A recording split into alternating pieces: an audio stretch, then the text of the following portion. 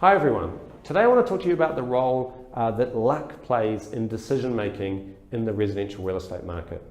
Now, what I'm talking about, if you think about it, when you purchase an investment property or a property to live in, you're making an enormous decision that has life-changing implications. For example, you buy a house to live in, your entire future will be different than it would have been if you'd chosen a different property or stayed in the one you're currently in. And likewise, an investment property, of course, has major implications on your financial future. So the quality of these decisions is enormously important to us. So it's important to make the best decision that we can. Now, an example of what psychologists have proven is that people hugely underestimate the role that luck plays in decision making, and in particular in the outcome that happens after a major financial decision like these. So, by example, if somebody buys an investment property and the following year the market races up by 20%, that person is likely to look back on their decision and be very proud of it, to assume that, that they knew what was going to happen. And they're likely to enormously underestimate the role that luck played in that panning out really well for their wealth. Now, it's very important to understand this so that we can think about how to use this information to make better decisions in the future.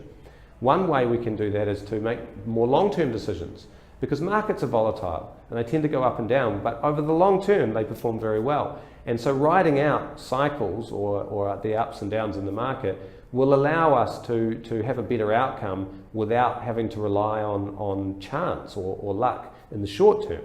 So that's one way we can make better decisions in the real estate market. And the other way is by taking the temperature of the market, but not trying to be precise. So what I mean by that is taking a general overview of how the market is. Is it a seller's market or a buyer's market? And making decisions based on that, as opposed to trying to time the market and say, well, let's wait and see if it's better in 6 months, or let's wait and see if it's better in a year before we sell our home. The reality is nobody knows what's going to happen in 6 months or in a year. We only know what's happening right now. So I think it's really important as well to really take the temperature.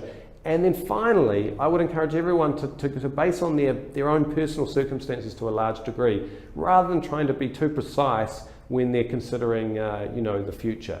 So in other words, if it's time to move to Auckland, it's time to move to Auckland, and therefore you can make an easy decision on what to do and not worry too much about what the market is doing at that point in time.